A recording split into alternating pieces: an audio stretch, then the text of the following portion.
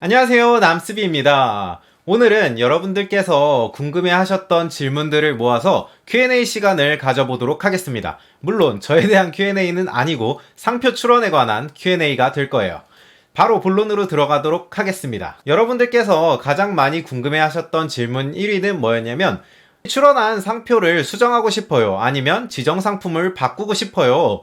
아니면 지정상품을 추가하고 싶어요. 상표를 수정하거나 지정상품을 수정하거나 이런 것들을 법률 용어로는 보정이라고 하는데, 여러분이 출원하신 상표가 출원 공고되었느냐 안 되었느냐에 따라서 조금씩 달라지기는 합니다. 하지만 가장 핵심적인 내용은 여러분이 출원하셨던 그 상표와 지정상품은 함부로 수정하실 수가 없다는 게 정말 중요합니다. 그러면 나 한번 출원을 잘못하면 그냥 끝나는 거냐 라고 물어보실 수도 있는데, 그렇지는 않고요. 굉장히 제한적으로 보정을 허용을 하고 있습니다. 그렇기 때문에 출원하실 때는 상당히 신중하게 출원을 하셔야 돼요. 국가에 제출하는 법률 문서다 보니까 여러분들 마음대로 함부로 수정하실 수는 없어요. 그래서 어떤 내용을 수정할 수 있는지를 법에 다 정해놓고 그 법에 맞춰서 수정을 할 수가 있습니다. 간단하게 잠깐 살펴보도록 할게요. 법에서 상표를 어떻게 수정할 수 있는지에 대해서 명확히 잘 써놨기 때문이죠. 상표법 제40조를 살펴보시면, 출원인은 다음 각 호의 구분에 따른 때까지 최초의 상표 등록 출원의 요지를 변경하지 않는 범위에서 상표 등록 출원서의 기재사항, 상표 등록 출원에 관한 지정상품 및 상표를 보정할 수 있다 라고 되어 있습니다. 이렇게 써 있어서 굉장히 관대하게 상표를 수정할 수 있는 것처럼 보여요. 하지만 그 다음에 40조 2항에 살펴보시면, 1항에 따른 보정이 다음 각 호의 어느 하나에 해당하는 경우에는 상표 등록 출원의 요지를 변경하지 아니하는 것으로 본다 라고 되어 있습니다. 그 말인즉슨 다음 각 호에 해당하는 경우가 아니라면 상표 등록 출원은 요지를 변경한 것이기 때문에 허용할 수 없다라는 얘기예요. 그래서 살펴보면, 지정상품 범위의 감축, 오기의 정정, 불명료한 기재의 성명, 그리고 상표의 부기적인 부분의 삭제, 이렇게 되어 있습니다. 그래서 이 네 가지에 해당하지 않는다면 상표 등록 출원의 요지를 변경한 것이니까 이거는 허용할 수 없다라고 법에서 규정을 하고 있습니다. 그래서 여러분들께서 저 상표 출원했는데 지정상품 하나 빼트린 게 있어요. 이 빠트린 지정상품도 추가해주세요 라고 함부로 말을 할 수가 없는 거예요. 지정상품을 축소할 수는 있어도 추가할 수는 없다는 겁니다. 그렇기 때문에 출원하실 때 굉장히 신중하셔야 되겠죠. 그리고 오기의 정정, 이거는 어떤 내용인지 감이 오시겠죠. 출원인의 이름을 잘못 썼다거나 아니면 주소를 잘못 썼다거나 그런 잘못 쓴 부분들 조금 수정하는 거고, 이런 것도 함부로 허용되지는 않습니다. 그리고 불명료한 기재의 성명이라고 해서 내가 쓴 기재가 명확하지 않은 경우에 그걸 명확하게 하도록 하는 그런 보정만 허용을 하고 있습니다. 그리고 마지막으로 상표의 부기적인 부분의 삭제에 대해서만 허용을 하고 있습니다.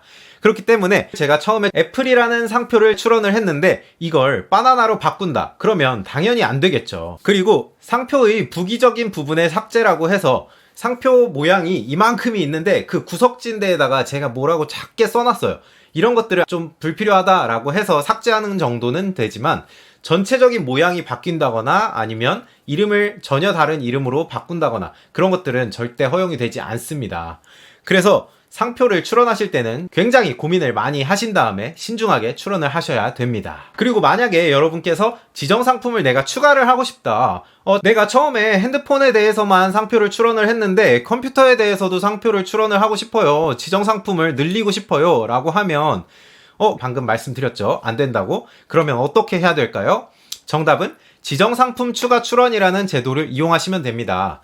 똑같은 앱 로고에다가 새로운 지정상품을 추가하시려면 다른 별도의 출원으로서 지정상품 추가 등록 출원을 이용을 하시면 되겠습니다. 그러면 비용이 또 들어가는 거겠죠. 그렇기 때문에 처음 출원하실 때 지정상품을 꼭 잘 정하시면 좋겠습니다. 하지만 지정상품을 처음에 출원할 때 무작정 많이 늘린다고 좋은 것도 아니에요. 왜냐면 제가 최근에 올려드렸던 우선심사 영상 보셨나요? 그 우선심사에서는 출원인이 빨리 상표를 등록받기 위해서는 지정상품 전부에 대해서 사용을 하고 있어야 되는데, 내가 나중에 사업을 할 것까지 고려를 해서 지정상품을 너무 많이 늘려버린다 라고 하면 상표 출원에 대해서 우선 심사를 받기가 어렵겠죠. 그리고 나중에 등록을 한다고 해도 일정 기간 이상, 3년 이상 사용을 하지 않으면 취소가 될 우려도 있고요. 여러분들께서 가장 많이 하셨던 질문, 상표를 수정할 수 있을까요? 그거에 대한 답변은 굉장히 제한적으로 수정을 할 수 있으니까 신중해서 출원을 하시라는 말씀을 드리고요. 두 번째로 많이 하셨던 질문이 있습니다. 두 번째는 출원을 하고 나서 등록받기 전까지 저는 상표를 쓰지 못하는 건가요? 라는 질문도 굉장히 많았어요. 출원을 하고 나면 상표를 등록받기까지 8개월, 길면은 1년 넘게 걸리기도 하는데 그동안 저는 제가 출원한 상표를 못 쓰나요? 라는 질문도 굉장히 많았습니다. 정답을 알려드리자면 상표를 사용하실 수가 있습니다. 상표를 출원하신 거는 나중에 등록을 받고 나와 똑같은 상표를 다른 사람들이 쓰지 못하도록 하기 위해서 상표를 등록받으시는 거고요. 상표를 내가 사용하는 거는 상표를 출원하고 등록받기 전이라도 문제가 없습니다. 그리고 상표를 출원하지 않고 사용하셔도 문제가 없겠죠. 하지만 나중에 다른 사람이 내 상표를 도용하지 못하도록 하기 위해서 여러분들께서는 상표를 등록받으시는 겁니다. 그리고 세 번째로 많은 질문이 있습니다. 한글하고 영어가 있어요. 요즘에는 글로벌 시대다 보니까 상표도 영어로 된 상표를 많이 출원을 하시는데 저는 상표를 영어로도 쓰고 한글로도 쓰는데 어떤 걸 출원하면 좋을까요? 라고 질문들을 많이 하셨어요. 답변은 상표를 영어랑 한글 둘 다 출원을 하시는 게 가장 좋습니다. 하지만 비용적인 문제도 있고 사실 영어로만 많이 쓰고 한글로는 사업자 등록증에다가 내 가게 이름 써놓고 그런 정도로만 한글로 쓰고 나머지는 대부분 영어로 쓰는데 이거를 어떻게 하면 좋을까요? 라고 하면 저의 답변은 가장 많이 사용하는 상표를 출원을 하시라고 말씀을 드릴 수가 있겠습니다. 영어랑 한글을 모두 출원하시는 게 가장 베스트지만 그게 어려우시다면 영어랑 한글 중에 가장 많이 사용하는 언어로 상표를 출원하시는 걸 추천드리도록 하겠습니다. 그 다음에 네 번째 질문입니다. 그러면 등록 비용은 어떻게 되나요? 내가 상표를 출원을 다 했는데 나중에 등록할 때는 또 통지가 날라오는 건가요? 아니면 등록은 어떻게 해야 되나요? 상표권 유효기간이 10년이라고 들었는데 이거 연장은 어떻게 해야 되나요? 라는 질문도 굉장히 많았어요. 여러분들께서 상표를 출원하시면 한 10개월 정도에 걸쳐서 심사를 합니다. 그 결과에 따라서 등록될지 거절될지가 판단이 나겠죠. 만약에 등록이 된다라고 한다면 특허청에서는 여러분한테 등록결정 통지서라는 거를 발행을 합니다. 그래서 여러분이 출원하신 상표가 등록 가능하니까 등록료를 납부를 하시면 최종적으로 설정 등록을 해드리겠습니다 라는 통지를 여러분들께 보내게 됩니다. 그러면 그 통지를 받으시고 바로 등록료를 납부하면 상표권의 효력이 발생하게 되는 겁니다. 그래서 등록료는 얼마냐? 등록료 같은 경우는 지정 상품을 내가 얼마나 많이 지정했느냐에 따라서 조금 달라질 수가 있는데 상품류, 한 개 류당 16만원 정도의 등록료가 나가게 됩니다. 지정 상품이 추가될수록 상품류가 많아질수록 돈은 더 많이 나가게 되겠죠. 그리고 상표권은 유효기간이 10년인데 이걸 연장하고 싶으면 어떻게 해야 되죠? 저는 10년 이상, 20년, 30년 상표를 쓸 건데 그럴 경우에는 어떻게 해야 될까요? 라고 하시면 존속기간 연장 등록 출원이라는 제도가 있습니다. 그래서 10년 후에 상표권이 만료되기 1년 전에 존속기간 연장 등록 출원을 하실 수가 있습니다. 그래서 10년씩 연장해서 사용을 하실 수가 있고 여러분이 계속 연장하시는 한 영구적으로 사용하실 수가 있겠습니다. 마지막으로 우리나라에서 상표를 출원해서 등록을 받으면 이거 전 세계에서 쓸 수 있는 건가요? 라는 질문도 있었어요. 정답을 알려드리면 그렇지 않습니다. 우리나라에서 출원해서 등록받은 상표는 우리나라에서만 사용할 수가 있습니다. 그래서 재밌는 예시가 하나 있어요. 여러분 버거킹 아시나요?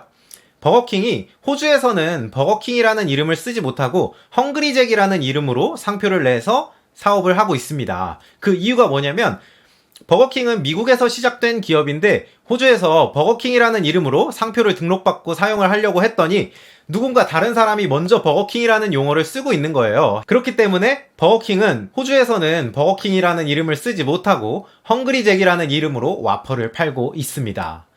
네, 오늘 영상은 여기까지였고요. 지금까지 시청해주셔서 정말 감사드리고 구독과 좋아요 꼭 눌러주시면 좋겠습니다. 다음 시간에 또 재밌는 이야기로 돌아오도록 하겠습니다. 그러면 안녕!